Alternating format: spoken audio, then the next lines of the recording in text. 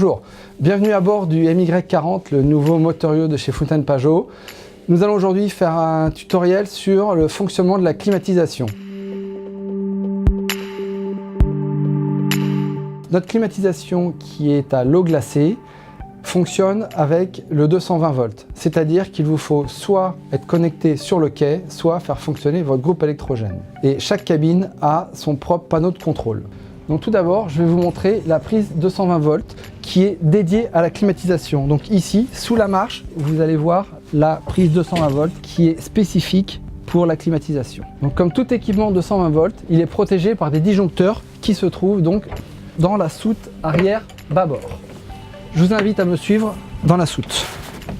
Donc nous avons dans la soute arrière bâbord la boîte 220 qui regroupe tous les disjoncteurs. Et vous pouvez voir ainsi qu'en haut à gauche, vous avez tous les disjoncteurs concernant la climatisation. Il convient ainsi de tous les relever pour pouvoir faire fonctionner votre climatisation. Bienvenue dans la soute arrière tribord. Donc ici, nous avons l'unité principale de la climatisation qui est le chiller et qui va ainsi contrôler votre demande en clim. Ensuite, chose très importante, nous avons les vannes. Ici, nous avons la vanne d'aspiration d'eau de mer de refroidissement qu'il convient d'ouvrir avant toute utilisation. Nous avons aussi la vanne de rejet d'évacuation de la climatisation qu'il convient aussi de laisser ouverte pour un bon fonctionnement. Maintenant, je vous invite à rentrer à l'intérieur du navire sur le tableau électrique afin de mettre en route notre climatisation. Nous nous trouvons maintenant dans la descente de la coque Maestro. Nous avons ici le panneau de contrôle qui permet d'allumer votre climatisation. Ce premier bouton permet d'allumer la climatisation. Ce second bouton permet de choisir le mode de fonctionnement de votre climatisation. Soit vous mettez en mode chaud, comme il est actuellement, ou alors en mode froid, comme ceci. Ce troisième bouton vous permet d'avoir une consommation d'énergie divisée par 2 lorsque vous l'enclenchez.